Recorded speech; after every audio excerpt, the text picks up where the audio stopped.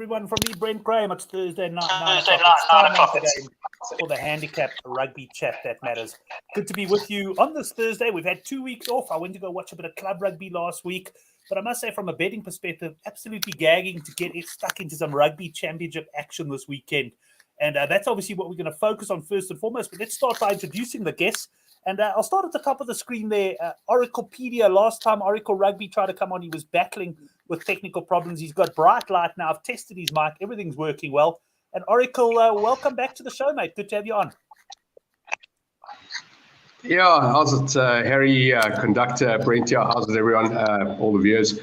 So that night that I was supposed to be on with you lot, I learned something at the age of 51. I didn't realize that.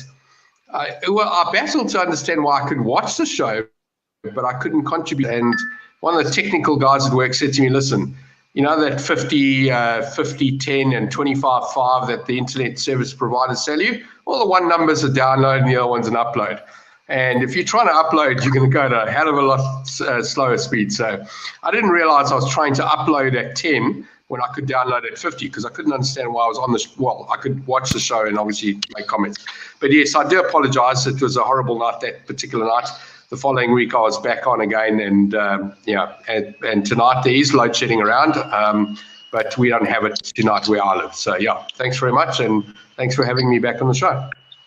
Excellent. Welcome to all the boys in the live chat there. Mark Dunphy, of course, coming in early in the morning there where he is. David Snello in. Sharkbrain asking, how's it, guys? Where's Henrik? Henrik Swart, I think he's referring to these days. Henrik will definitely be on the show again soon. He took a little bit of a break for the internationals. He did join us probably about 3 weeks ago, and he's going to be back on soon. And he's also got issues such as load shedding and stuff like that to worry about at the moment, as all of us in South Africa do. But one man who doesn't have that problem, and he's not in South Africa, he's in the States, and it's Harry. How are you? Welcome back to the show, man. Great to have you on.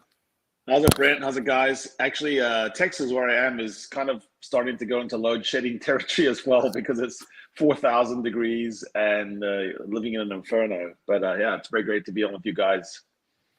Excellent. We're looking forward to getting your comments on the Rugby Championship and also chatting to you about the fact that you'll be over in Australia for the Bok games there. Yeah. But let's go down to the man in his cave at the moment. Now, he has actually got load shedding, and I must just say at this particular point, guys, I've had so many power failures this week, non-load shedding related. So if I get cut out, just bear with me. I'll be back as soon as I can. But he's sitting there in his cave, and it's the conductor. Conductor, mate, how are you doing? Great to see you.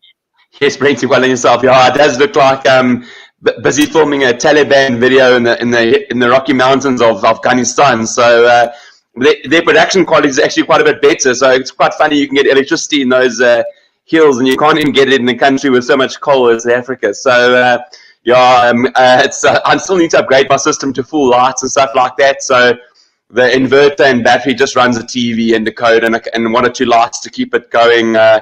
Trying to survive with this, and looking forward to rugby this weekend. Some really cracking fixtures. So hopefully we can find the boys some winners. Excellent. Well, Sharkbrain just mentioned the Bunnings NPC kicking off, so don't worry, Sharkbrain, we got that covered for you. We're going to start with the Rugby Championship because both Harry and Oracle are going to join us for that one, and then they're going to pop off and we'll have the conductor taking us through. I've never seen the conductor so excited. I mean, most people are excited for the Rugby Championship, but this guy is absolutely gagging, him and Henrik, I know, for the NPC. And I guess it comes down to the fact that there's money to be made there. Just a shout out to Shane. I saw that picture, Shane, of you and Brian O'Driscoll on Twitter. So great to see. And certainly one of my favorite rugby players of all time was O'Driscoll. But let's get started and let's get cracking with the Rugby Championship now. And of course, we've only got 2 games to talk about this weekend.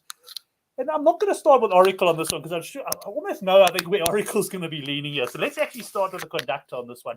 Conductor, we've got the box. I've seen -1.5, -2.5. The bottom line is that we've got very narrow favorites here, a virtual choice game as far as the bookmakers go.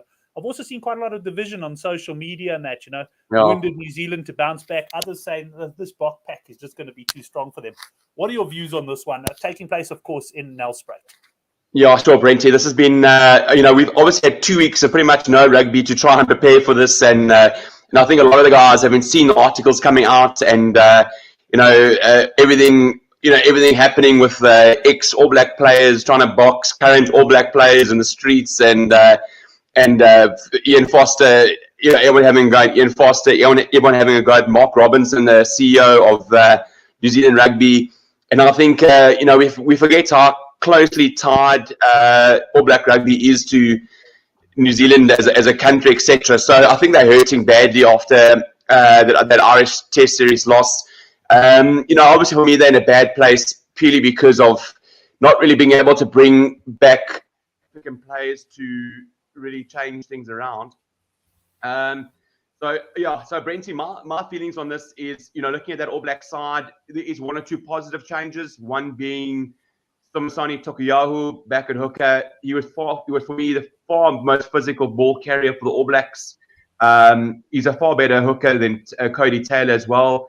Caleb Clark back in at left wing. But then the bad news starts for New Zealand at loose head with George Bauer. George Bauer should be nowhere near an international scrum. He's horrendous. He got absolutely dominated by the Irish pack.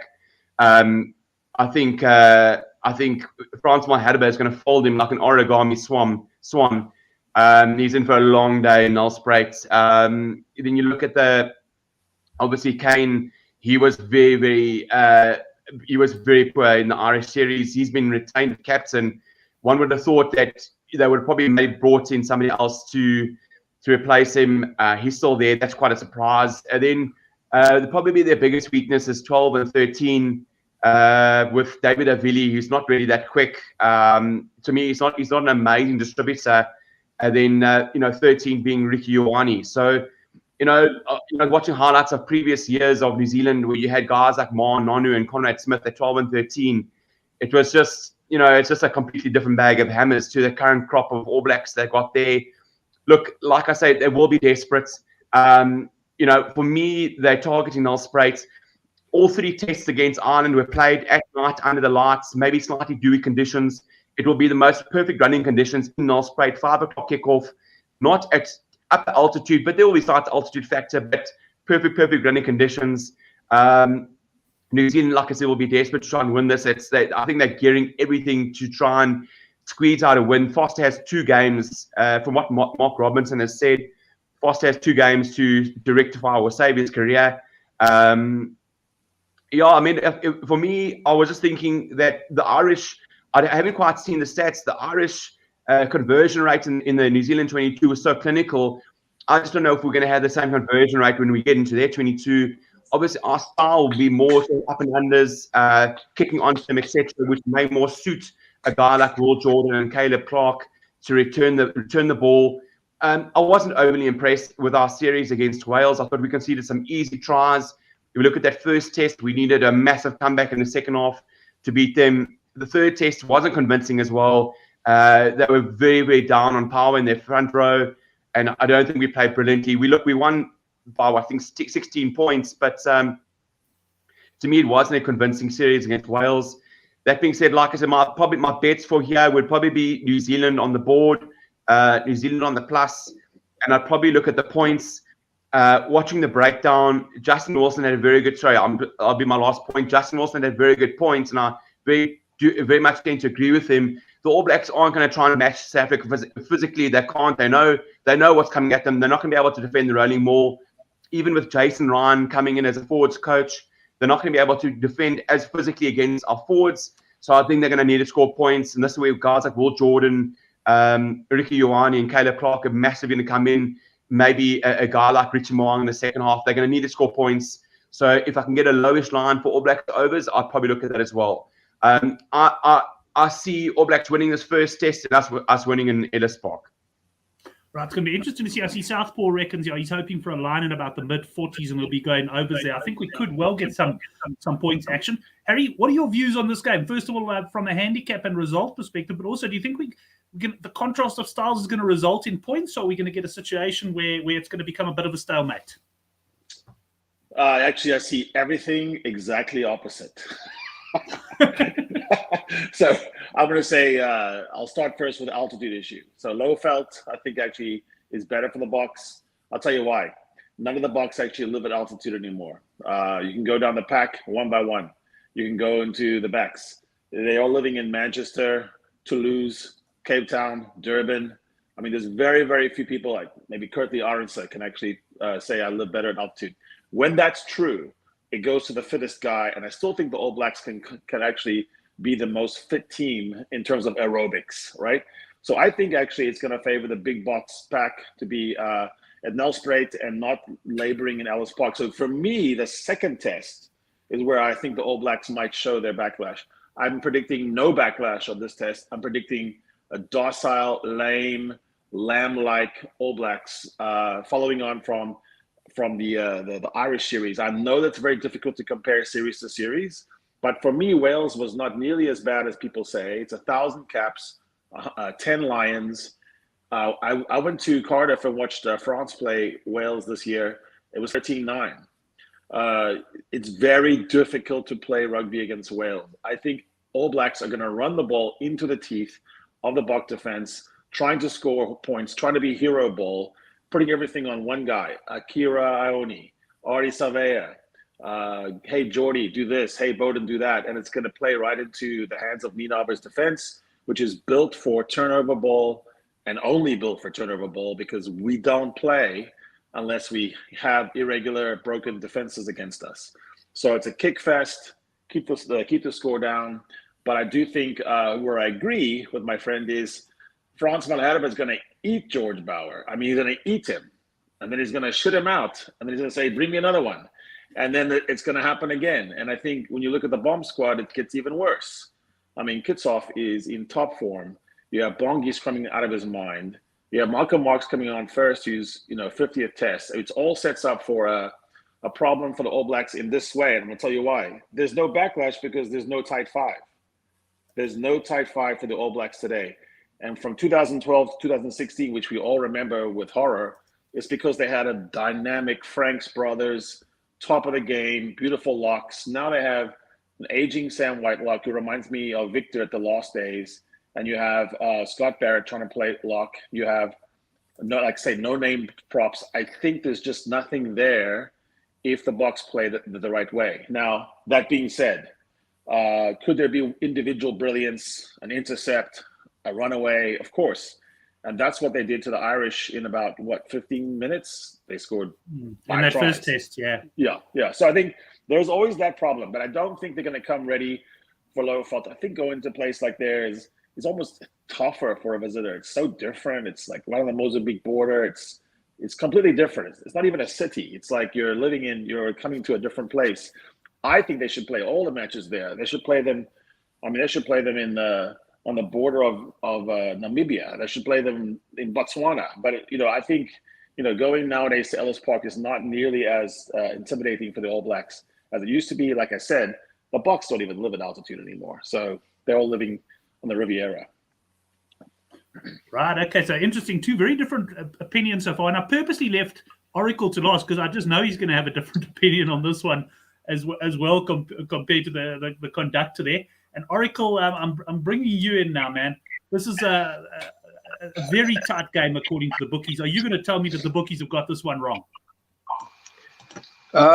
So, Brent, it's an interesting one.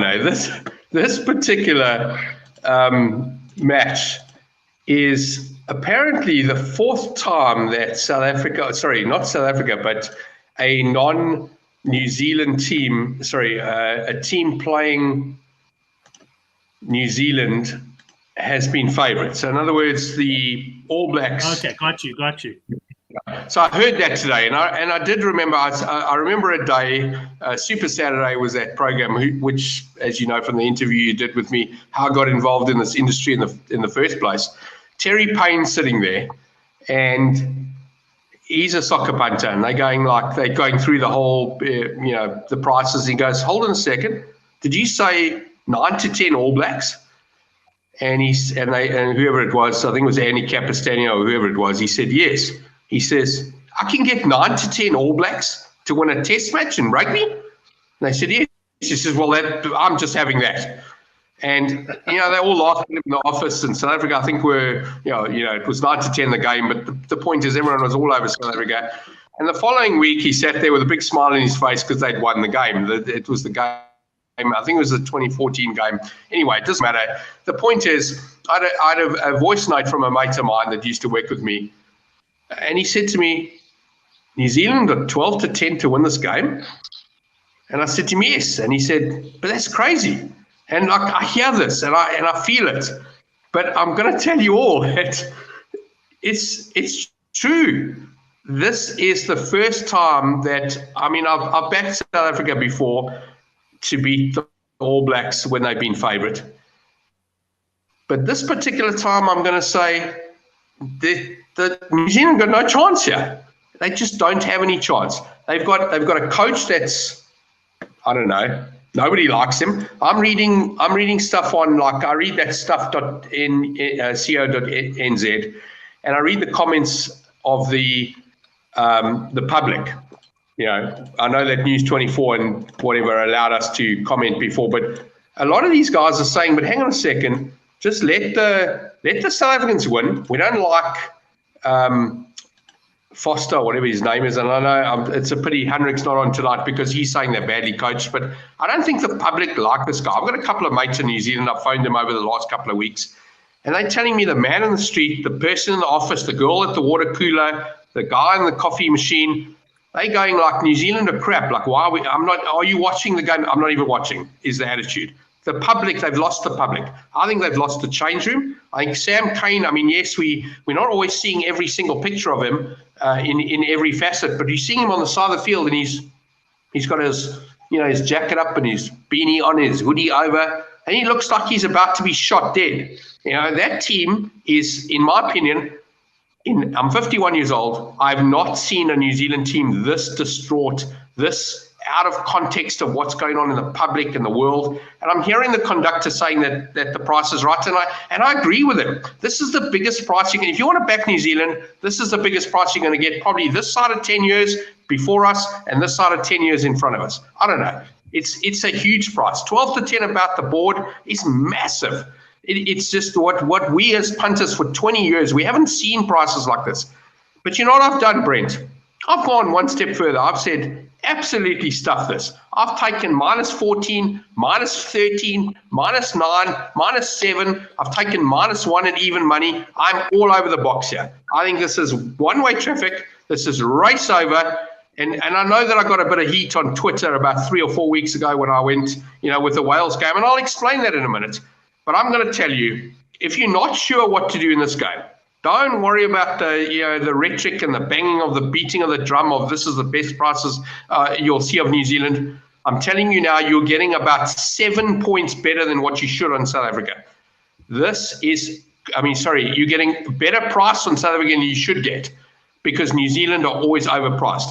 New Zealand at 12 to 10 should actually be 2 to 1, 3 to 1, 4 to 1 to win this game. They're nowhere. I'm going to guess here. This is a guess, and this is based on, I laugh at Harry and Conductor. They know the players. I don't know the players.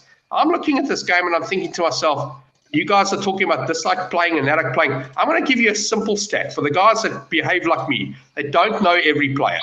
I'm going to tell you that they're sending 40-odd people to South Africa. I'm going to suggest that at least 16 of those, right, so just 40%, have not even been to South Africa before. And I'm going to suggest even further that the other 24-odd, the 60% that have been to South Africa, have not even played in the last 4 years here. These are, we talk. I laughed on stuff.co.nz. They're going, oh, this is not Halfveld, it's 700 meters. Bro, this is higher than any stadium in New Zealand. 700 meters is still high. I don't care what you say. I lived at 650 meters above sea level in Assegai between Durban and Maritzburg. I know, 700 meters high. There's a 4 or 5 degree difference in temperature. I'm still wearing T-shirts and baggies when I get to Durban, and I'm sitting with a jacket on and I'm lighting a fire. It's a different place. 600 meters to sea level, 700 meters to sea level, big difference. And Faf de Klerk is at home. This is where he came from. I always used to say about that Tablan's character. Never went back to the Boland to play his rugby when he finished off. Faf de Klerk will finish his career in Nelspruit because this is where he came from. This is where they found him. And I'm telling you, he's going to play his best game on Saturday. South Africa are mountains ahead of this New Zealand team. They got nothing. And, I had another mate of mine telling me World Sports Betting or Sunbet had 11 at 10, about 1-7 either way, including the draw. And I'm going to tell you, if you don't think South Africa will win this game comfortably, that's huge value. That represents on collective pricing 31-1 on every single one of those 15-1. Sorry, those 15 prices. But I'm going to tell you the 18-10 about -7 South Africa here is fantastic. I've gone further. I've taken 5-1 about -14, and I'm all over it. I've taken -1, right? I took -1, decent strike, couple more, and that's my barrier. So I'll tell you honestly, if South Africa win by 2, 3, 4, 5, 6, 7, or whatever, I don't win much money. It's peanuts. But if South Africa win this game by 15 or more, you will not see me on the show next week because I will still be on a hangover. This is game over for me, and I'm going to go another step further and tell you, South Africa are, for some stupid reason, 15-10, 18-10 on Keith I Bet Exchange today to win the Rugby Championship. Now, I've backed this before. I've had it. I've had this bet, and I've lost it. I've lost it every time. But I'm going to tell you, how is South Africa favourite in this match? But they're not favourite in the Rugby Championship. They're not playing in New Zealand. Yes, they're playing 2 games in Australia, but that Australian team was absolutely, I don't know, mediocre, if anything. And that's being polite to them against those English. I don't know. If you don't think South Africa will win this game, or you think they're going to win one of these games and they're going to win the tournament, go get your 18-10 at Keitho.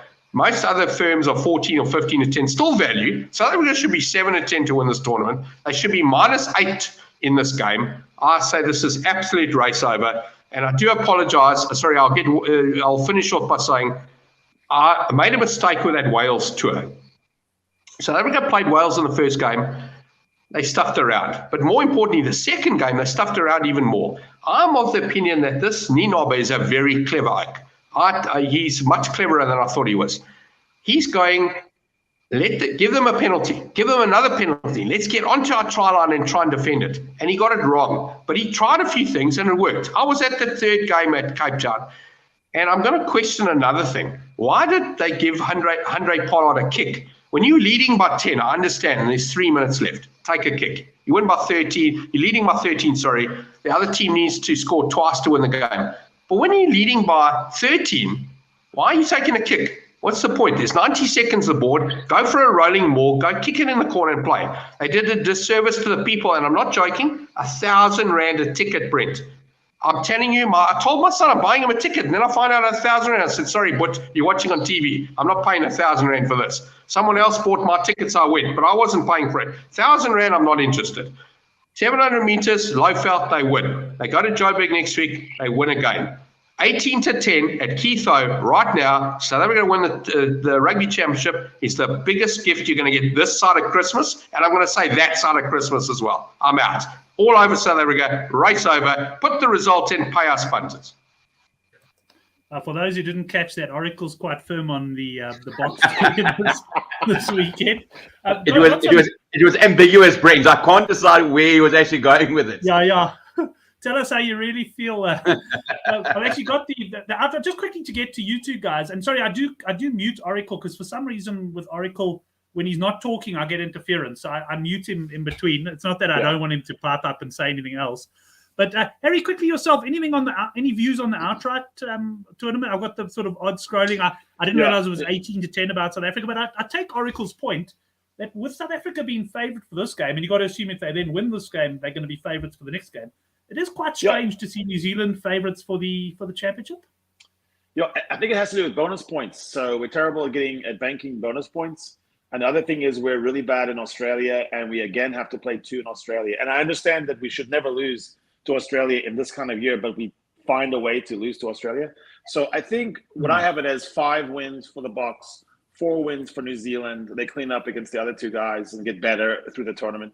I think they just have a matchup problem right now with the Boks. I mean, it's a serious, long-standing problem. The under-20s are the same way, by the way. New Zealand's under-20s are not big. They have no locks. They have no props. But then I think Australia wins 3 by winning 2 against Argentina and then nip 1 off us, maybe in Adelaide. We travel, we're 2-0, we killed the All Blacks, and then we go there and stuff it up. So that's how I see it playing. The problem with me predicting who wins the tournament then is bonus points. So, we don't run away from teams. We kind of win 18-10, 22-3. I like it. Trust me. I think there should be no bonus points, but it's difficult to punt off that because you don't know, even a losing voting point could decide it. So if it's 5-4-3, Australia cannot win. Yes. But then the All Blacks could still nip it somehow in some weird, 5-6 try win. So I would still, that's why I don't think the 18-10 is bad. I think it's a box tournament to win. I also think the All Blacks, if they lose in Nelspruit, are going to lose. They're not going to be able to win the tournament. So for them, it's everything this weekend. I think the Box can still win, but I think for the All Blacks, it is all in. They haven't got the firepower. I think they don't have the right combinations. I think they have number 13, not really a 13. They've got people playing out of position.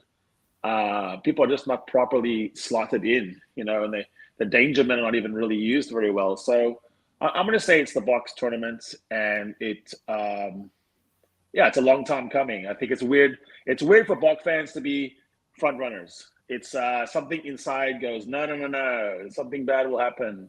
And it's at minute 78, Bowden Barrett's going to run from here to there and score. I understand it, but I don't think it's justified in this case. It's interesting, Conductor, just to get your views, if there's anything you like on the outright, because Harry mentions the fact that the Box are not used to starting against New Zealand as favourites or going in. And it's true. It kind of reminds me of another team that I actually play in, and they ended up winning the Currie Cup, admittedly. But how many times over the season playing in Nelspruit where the Pumas would start 6.5-point favourites against one of the big unions, and we'd go, shit, if they were underdogs, we'd be all over them. But the moment they're favourites, we're a little bit nervous. What are your views? Anything? I mean, I was a bit disappointed by just the range of bookmakers markets. I might have missed something, but there wasn't a lot of markets other than the straight win betting from what I could find. Anything for you long term? Well, I mean, Brent, I think 2 weeks ago or 3 weeks ago, I outlined. I thought I see it's come down. The 22-10 on South Africa was a cracking price, considering that we had the 2 tests against New Zealand, both at altitude, traveling to Australia. We avoid Fortress Brisbane, 1 game in Argentina, who aren't great shakes in my opinion at the moment, and a game against Argentina at home. So I mean, Harry says, I think it's a Box series to lose.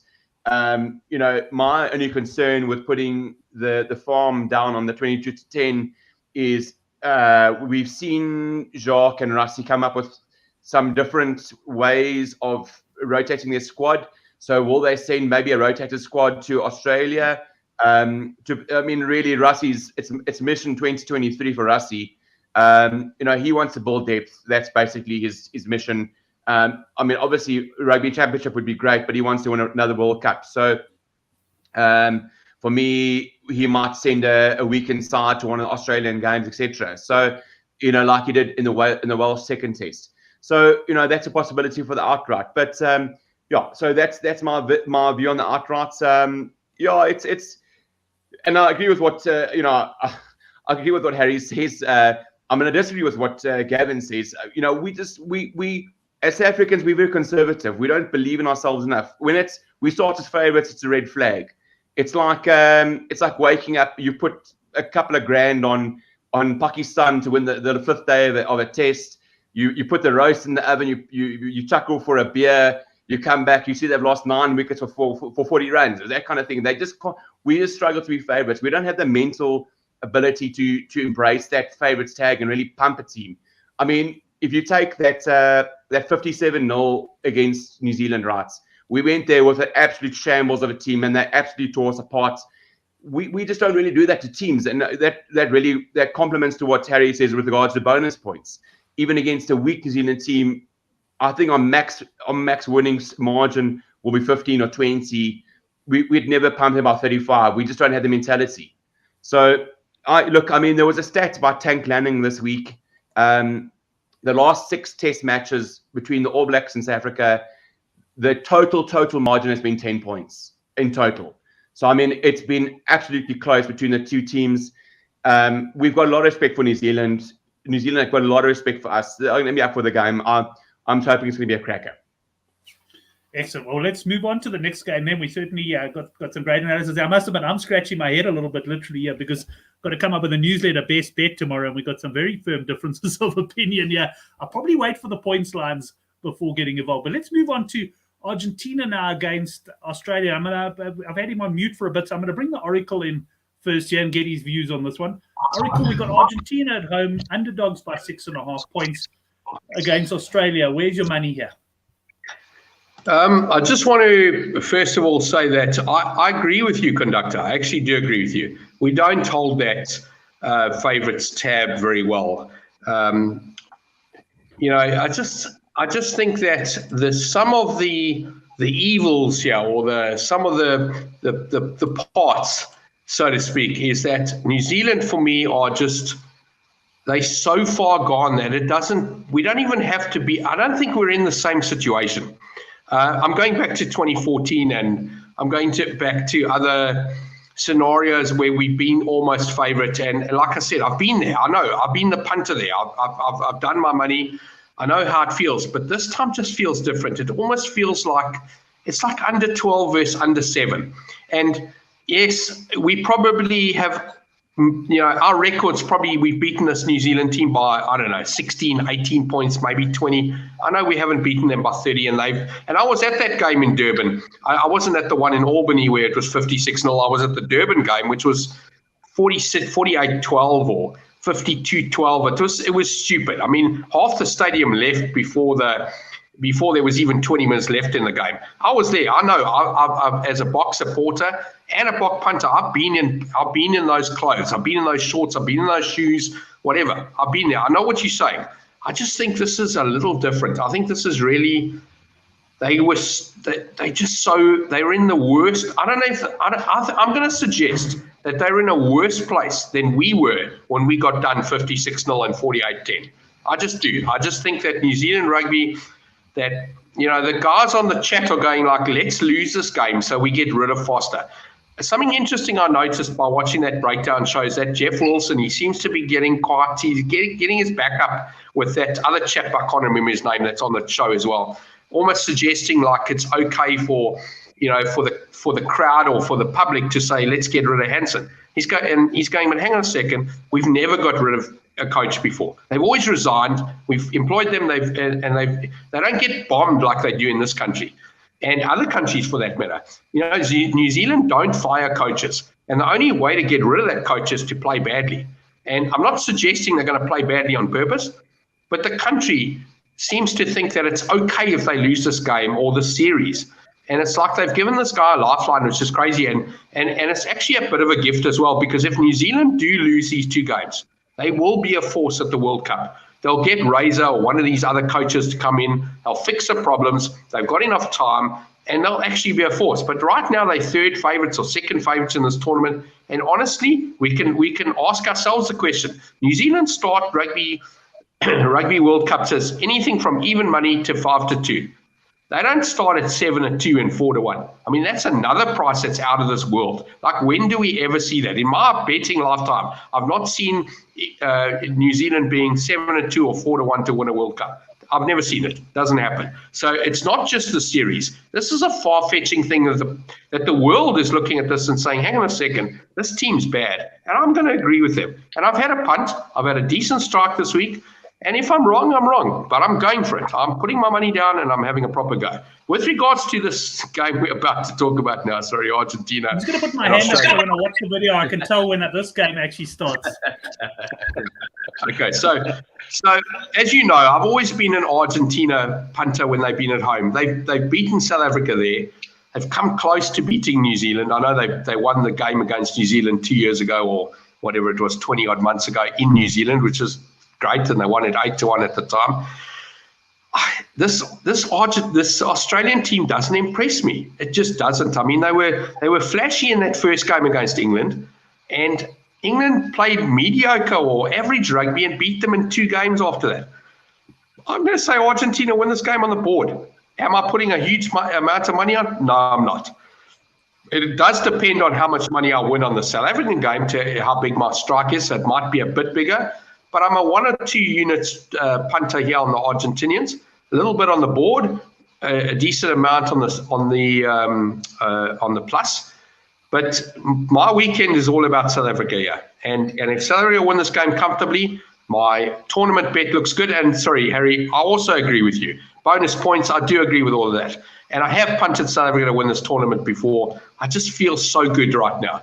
I've had a good week punting. I had a great Gravel day yesterday. I had a good Kenilworth day before. I got that Shongani and the Gold Cup on Saturday. I've actually had a fantastic week. So I'm actually punting with winnings right now. So I'm that oak in the pub that's just got the big win, and I'm going, let's have another bet. So maybe you've got to look at that from a different perspective. But I'm having a proper go on South Africa. I'm having a mediocre go on Argentina. I think they win this game. Never mind the plus. You want to take the plus, take the plus to cover whatever stake you've had on the board. But I'm going board Argentina. I think they win this game.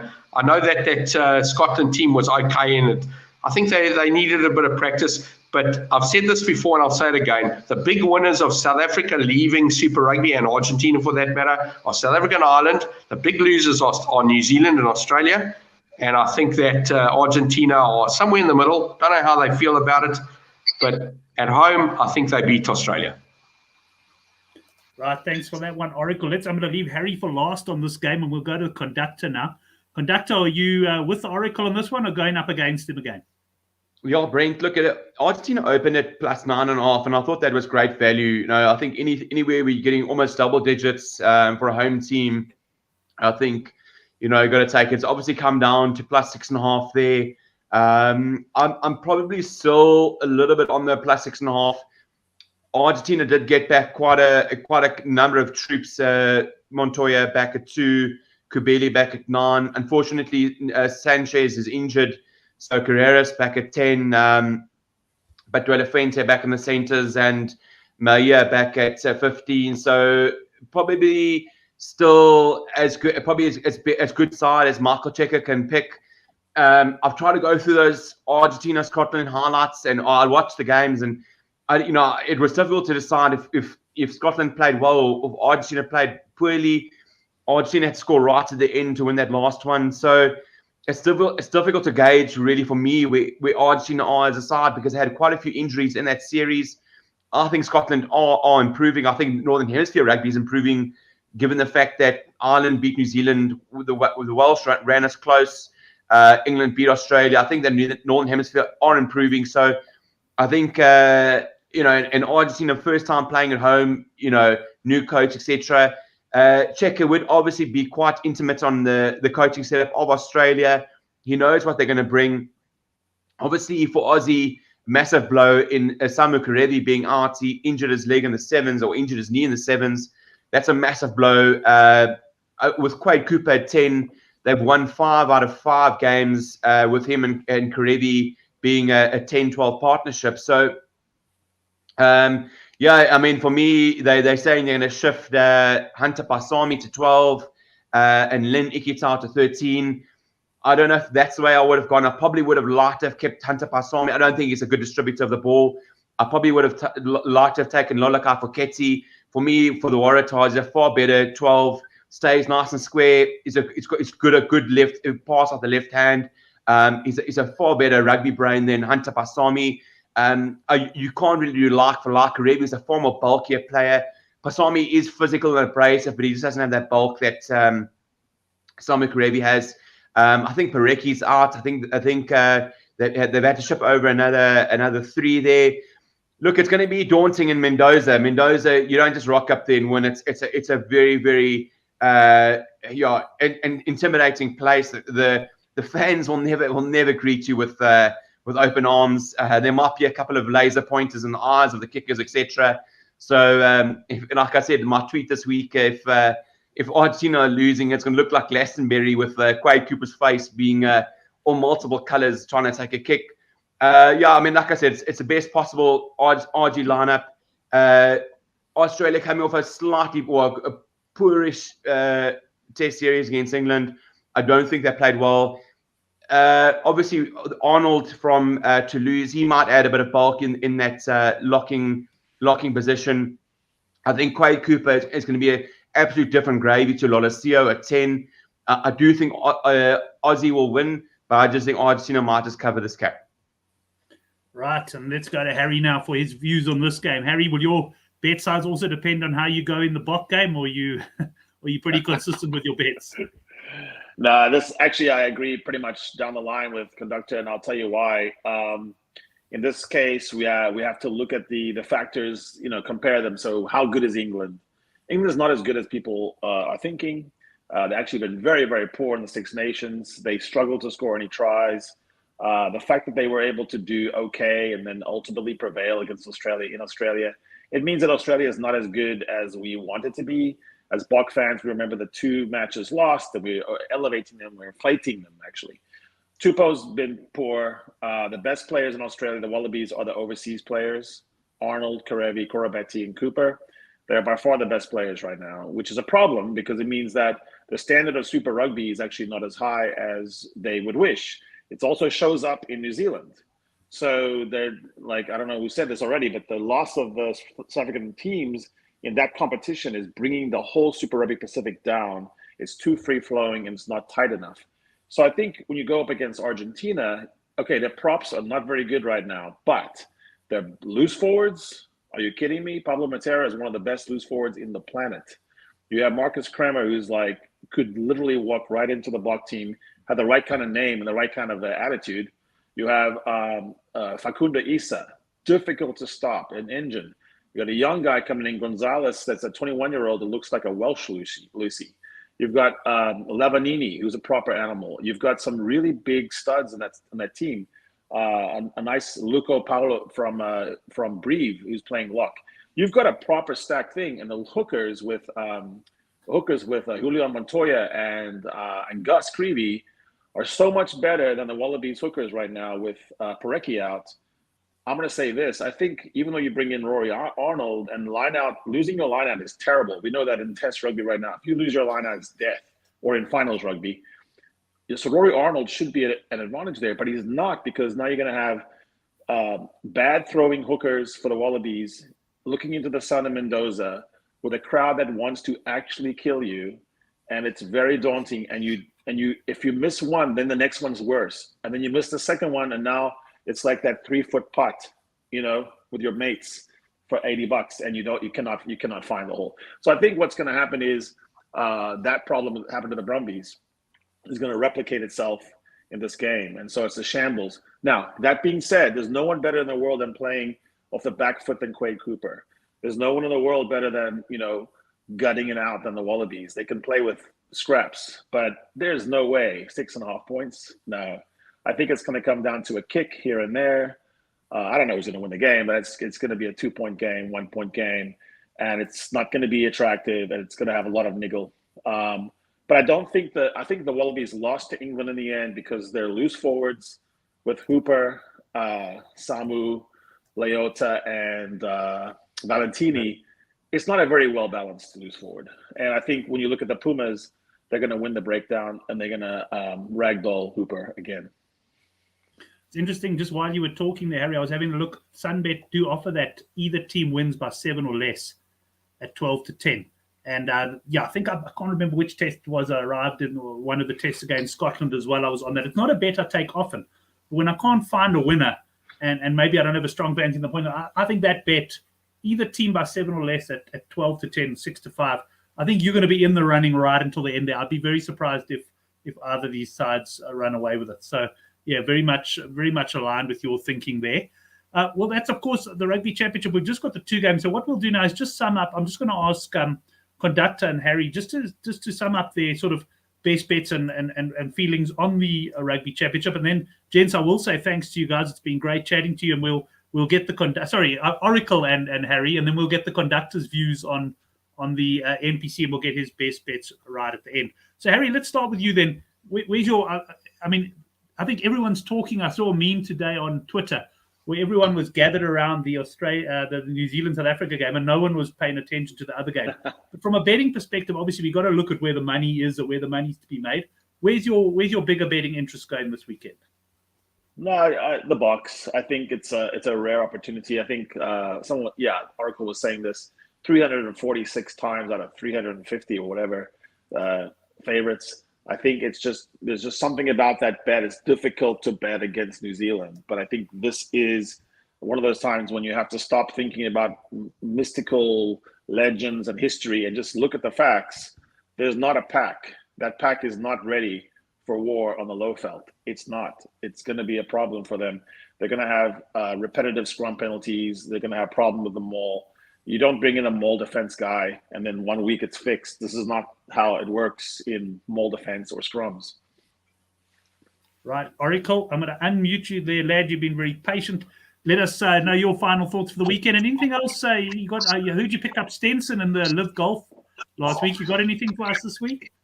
I did, and that I think I got him at 75-1, and he was like ridiculous prices. And I looked at this. I backed the South Africans as well, and I was actually looking forward to a headline on Monday morning saying first non-South African to win the LRV, but I didn't see it. No one picked up on that, because those commentators, including that Fairty Irish guy, they're waiting and they're so desperate for an American to win that tournament. When they realised that what's his name, Johnson couldn't win, and that it was obviously only the Australian or the South African, the Swedish, then he started shouting about the team event. So, and I also laughed at something else as well. Is they were saying that there were no spectators on the other holes. And when I saw that clubhouse, and I got to tell you, Brent, I go to an LIV tournament one day. I'm not sitting at the 13th hole waiting for someone to putt. I'm going to the clubhouse where the party is. I'm not surprised that 99% of those spectators were lurking with intent around that clubhouse, because that definitely is where it's all happening. But anyway, yes, I got that. I got Shangani. I did very well in the sevens. Interestingly, I had my biggest bet on Samoa to beat Australia on Saturday night, and I lost. That was my biggest bet of the weekend, rand value or stake value, and I lost it and still had a great weekend. So, yeah, I was horrified by that particular game. I couldn't believe Samoa lost 7-0 to Australia in that game. But yes, my best bet this weekend, seriously, if you give yourself a little bit of legs here, a little bit of arms, and you can stretch a little bit out, take a bigger minus than you would probably think, because you'll thank me on Saturday night. I just think that if you think this is going to be like a 2-point, 4-point game, go take -6 or -7. If you think it's going to be a 10-point game, go take a bit of -12 or -13, because that's what I've done here. I've gone a little bit further than I would normally go, because honestly, this New Zealand team, whatever their problems are, and they look like they're big problems. I mean, those guys, seriously, were almost arguing with each other on breakdown, and that's like the biggest... the most family-orientated show I've ever seen on rugby, and they were looking like they were going to have a fist fight there. They were trying to hold it in their comments. They didn't want to implicate each other. It was very PG. New Zealand are hurting. They are hurting badly, and this is literally going up. This is a 12-year-old going up to a 9-year-old in the corner of the playground and looking around his shoulders to see if any teachers are watching. And he's giving that like a thumb. That's what's going to happen on Saturday. If South Africa, can they win by 30? I don't think so. Can they win by 25? No. I think this is a 16 to 20-point game at best, and I'm expecting best. But honestly, I won't be surprised if South Africa win this game by 6 or 7 points. And they'll think they've won it comfortably, and they'll feel like they've won it comfortably. Next week's a different story. I honestly think I don't think New Zealand win this game. I don't think they'll come close. The closest I'll get is 0-0 when the first whistle goes. That's as close as I'll get. Excellent. Thanks, guys. Well, thanks for wrapping up the bets there. Certainly, as I say, plenty to think about for all of us punters on this game. And first of all, to yourself, Oracle, thanks very much. Good to have you on the show again, and look forward to chatting to you soon, mate. Have a great weekend. And Harry, likewise for you, great to have you on the show, and look forward to your views as the international season progresses. And then also, when are you actually heading to Oz? I'll come back to you now, Oracle. When are you heading to Oz? 26th of August, so I'll be there for about 8 days. Excellent. And you're going to both games? Yeah. Excellent. Well, we look forward to those pitch reports and weather condition reports just beforehand as well. But Harry, thanks very much. Oracle, you got a final word you wanted to say there before we get into NPC? Yeah, I was just going to say, I've seen a few comments, and I made the Josh Strauss comment earlier, but My comment is to the conductor here. First of all, I'm fucking impressed. I know you're probably going to mute that or whatever, but I'm very impressed with that beard. It's live, Gavin. It's live. I can't. But seriously, conductor, are you going somewhere? How far are you going to? Because I'm really impressed. I give up after 3 or 4 weeks and then I shave. And I did it. I think the longest I went was 2 months. I'm going to say I'm jealous, but I'm very impressed. Like, where are you going with this thing? I had to buy myself a double cap bucky, so you have to sort of grow the beard to have the bucky. It's sort of part and parcel living Victoria. It's one of those things. Comes hand in hand. Excellent, boys. Well, thanks very much, Harry. Thanks, Oracle. We'll see you guys soon. We're going to chat a little bit of NPC now. Thanks, lads. Cheers. Cheers, boys. Thanks. Conductor, well, I never thought we would be, 50 minutes into the show by the time we started NPC, but we certainly had plenty to chat about. There's some great differences of opinion as well. And NPC is starting this weekend, and I know you're damn excited about it, eh? Absolutely, Brent. So I just want to come back to one of the guys ask a question about Angus Gardner. Obviously, Angus Gardner being the referee for the Boks versus New Zealand. Somebody on the forum posted, we've got for Gardner on the Boks, we've lost 3 out of 4. I can't remember what the other 2 was. I know we lost the one in England, where that was one where Owen Farrell shoulder charged Esterhuizen, and then we didn't get the penalty. He had the second test versus us versus Wales recently.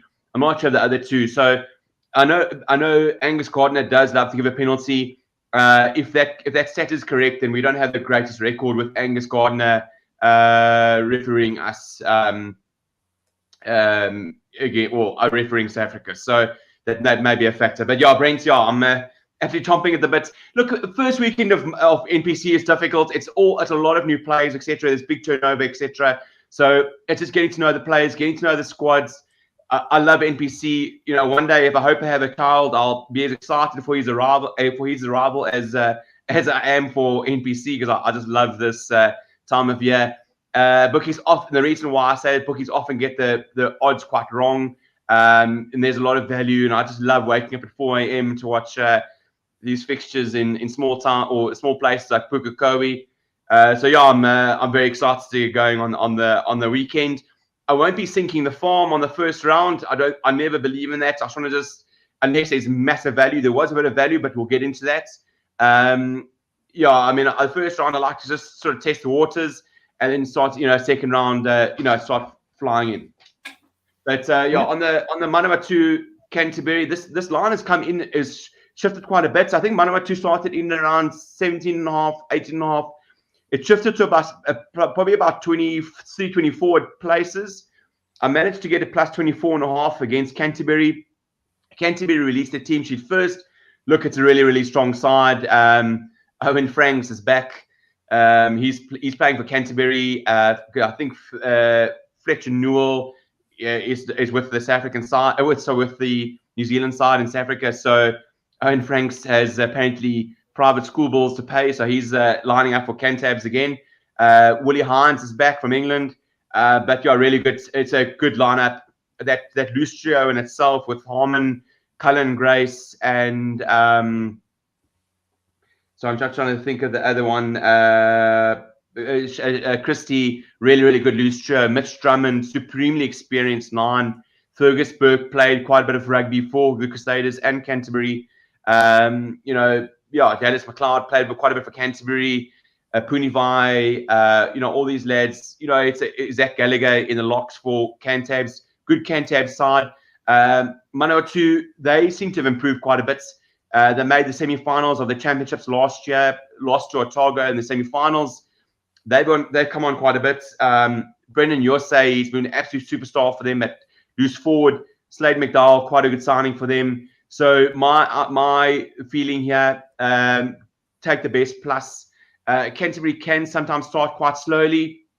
I think the reverse fixture, I think it was last year or the year before, Canterbury won about 25-22. So at Central Energy Arena Park, whatever it's called, at the home ground of Manawatu, I think they'll probably keep it a bit tighter than this plus 21.5. I was hoping for a slightly lower overs for Manawatu. It's plus 16. Or it's 16.5, 17.5. I still like that. Brent Cameron is quite good off the tee for Manawatu. So I think they should rack up some points. I would have liked 14.5. And overs there is not too bad. But yeah, the Manawatu plus is what I like there. Right, just quickly to mention, I got a WhatsApp from the betting Stig. I saw a WhatsApp of his just before this. He likes under 57.5 points in this opener.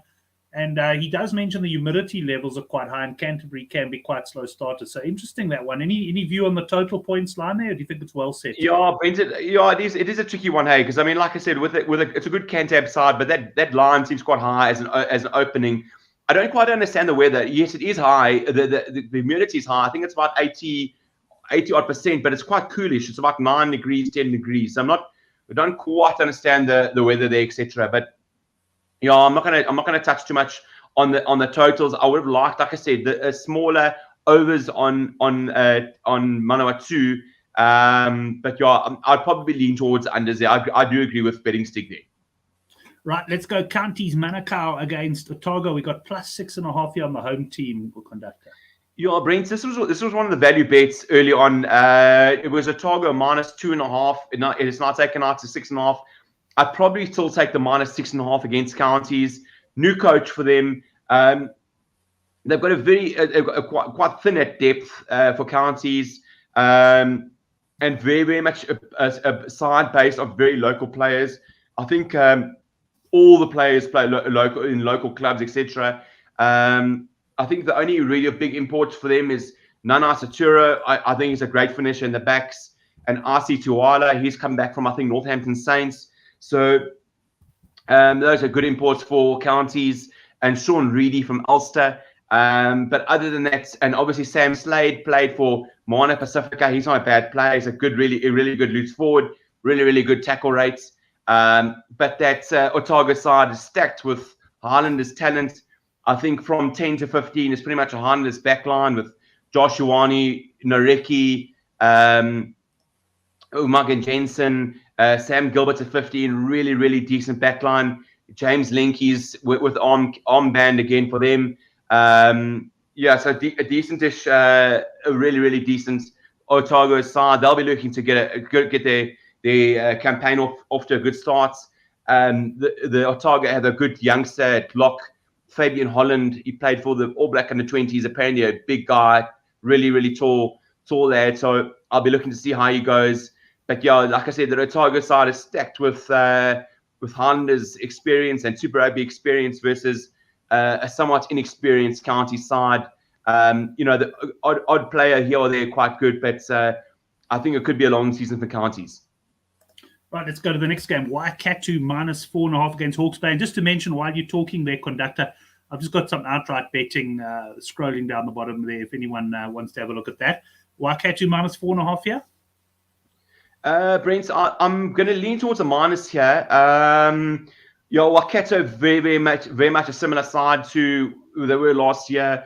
They retained pretty much 99% of their squad from last year. Obviously, the big import is Damien McKenzie. So good to see him back in New Zealand, back from Japan. I mean, we all know what an absolute live wire he can be at 10 or 15. Fletcher Smith, I think he's back. He's off overseas. So yeah, it'd be great to see him back for the Mulu men. I mean, Balen Sullivan, such a danger man for Waikato. Hawke's Bay, similarly unchanged, very little movement in terms of their ranks. They've just got, I'm just trying to think of their captain again, Gareth Evans, he's out. He had a bad injury. Jeff Cridge is gone. And Brad Weber will be at 9. I imagine with Lincoln McClutchy at 10. So, a very, very handy Hawke's Bay side. They've got a Ranfurly Shield game next week against Counties, I think, but full focus will be on this game. But it's tough to look past this Waikato side, really stacked with talents. And obviously they won the premiership last year. So I think they'll want to start strongly here. Right, next game, we got Auckland, minus 12.5 against North Harbour, that price at Sunbet. Yeah, Brent, obviously Battle of the Bridge, Auckland versus North Harbour. A similar-ish side to they had last year. Obviously, Auckland missing a couple of guys in guys like Caleb Clark, Ricky Ioane, Akira Ioane, etc. But still, this guy, Shay Clark, he played for the Sevens. He's really a danger man. I think Bryce Heem will be there. Harry Plummett's got the captain's armband there.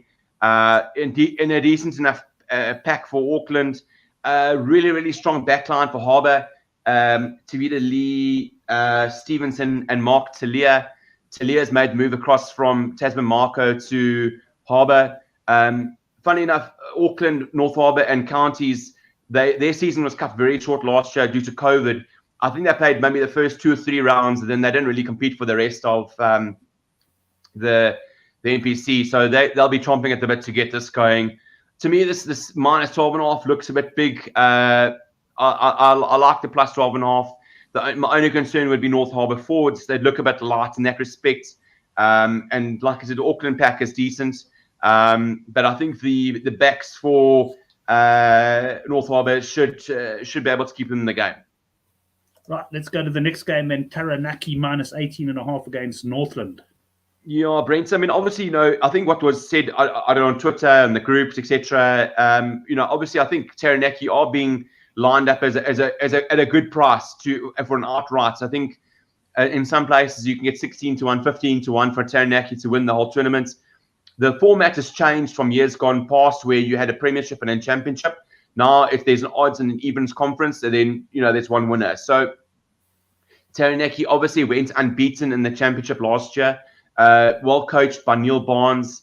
They really were formidable last year. There was a big uproar that they weren't going to be promoted to the premiership, but obviously that's a moot point now because of obviously there's no championship premiership anymore. But this point, at this price, I like Northland. I like the 25 on the plus. Tom Robinson, big red. He's there for Northland.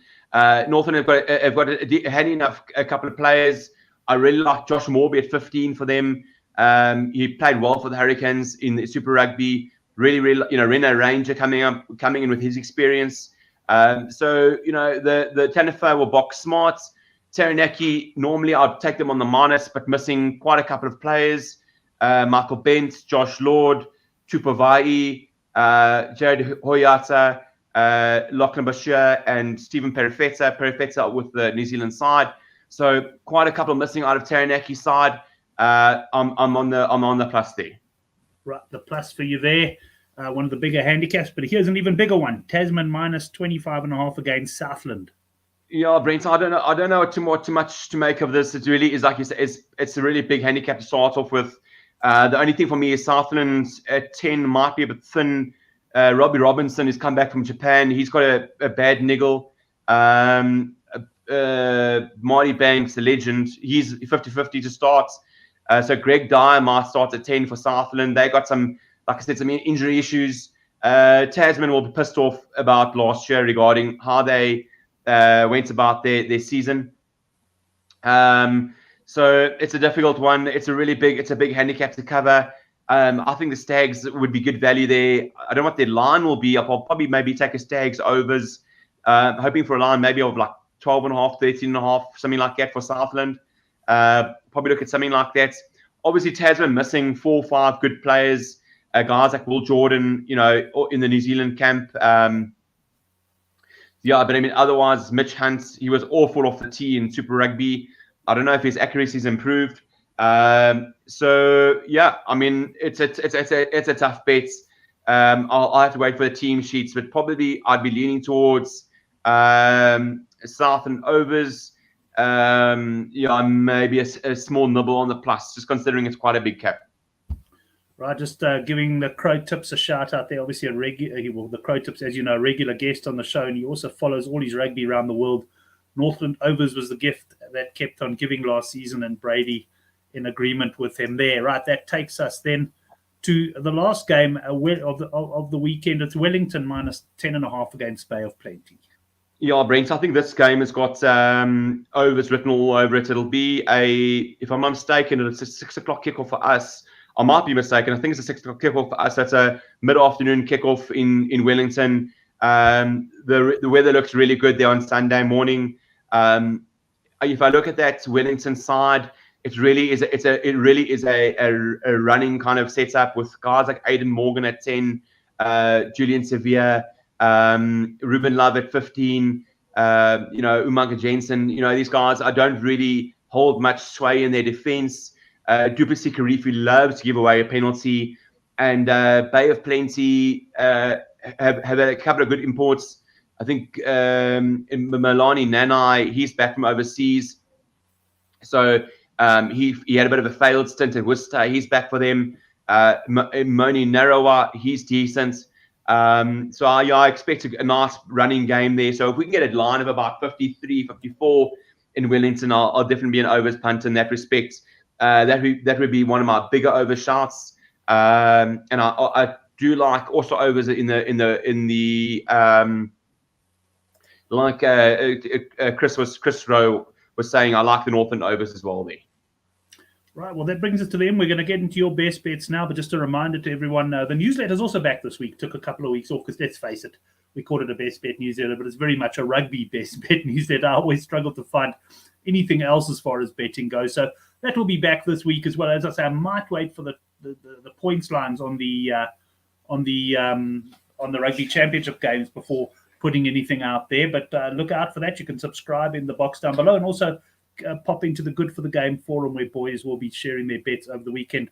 Finally, if you do like the show, give us a like. It certainly does help the ratings a lot. But that's it then. As far as the show goes, we got one thing to get through, and that's the conductor's best bets. First of all, conductor, how long does your Wi-Fi last during load shedding? Does it see you through the whole lot, or? Yeah, it's about 3 or 4 hours, so it normally sees me through. Yeah, it normally sees me through. As long as it's just load shedding, then you're okay. It's in my yes, situation, it's a bit different, yeah. Yeah, when they've blown up the substation again, then that's a different kettle of fish. No, so no, definitely. Yeah, look, I said I'll be quite honest. I'm not going to get heavily involved in the New Zealand game. There's nothing really there that I see is massive value. I'll probably be getting more involved in NPC where it's not so tightly contested. But yeah, in terms of if I had to nail my colours to the mast, I still like New Zealand overs in that game. In terms of the South Africa game, I think they're going to try and run it. I like Argentina plus, but definitely my best bets the weekend would be Otago on the minus. I'd like to see what Otago overs is. It's an afternoon kickoff in Pukekohe, so the field should be great. Should be great running for the Mighty O's. So I like overs for Otago. If we can get a decent line there, Otago minus. I really like the Manawa 2 plus, and then I really like the Northland plus. And then if we can get a decent line for the in terms of the points in Wellington, I'll take an overs. But yeah, best bet for me, the Tanify Northland plus there. All right, that's his best one, but he obviously fancies quite a lot on the weekend. Conductor, looking forward to staying in touch with you over WhatsApp, Twitter, and on the Good for the Game forum over the weekend. Farid just coming in with his best bets. He says, sorry, he only made the end of the show. AB's on the plus, so you'll be happy to hear someone coming out in support of you on that one there, Conductor.